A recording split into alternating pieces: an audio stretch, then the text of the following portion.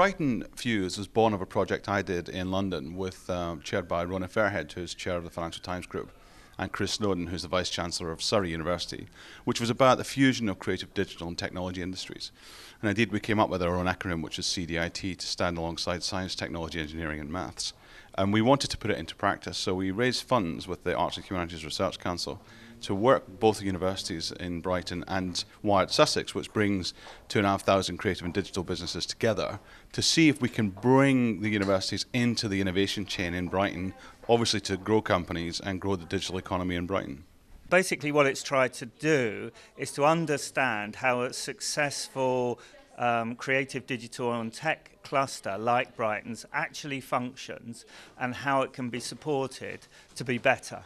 For the first time, we're really mapping in depth a creative cluster that was organically grown and trying to understand the contribution it makes to the local creative economy, trying to understand how the different parts of it interrelate, the arts and culture, the festivals, how do they relate to the digital firms. You know, this is very early days in the analysis of this data, but that some of the things that are already starting to come out are very intriguing, very interesting. We are looking forward to unpick them further and that way produce knowledge which is valuable both for the cluster and for policymakers who are looking for ways in which to support it.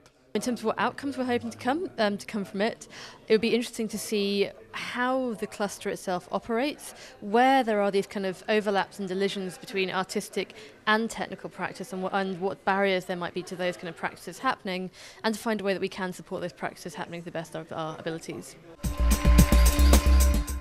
Can Brighton and Hove be the next Silicon Valley? I'm not sure that it would want to be. It has its own set of skills and capabilities and strengths. I'm not sure why it would want to mimic something else when it could be something much more interesting based on its own capabilities. I think if Brighton's to become something like a Silicon Valley, what it really needs to do is attract private capital, because that's what drives Silicon Valley.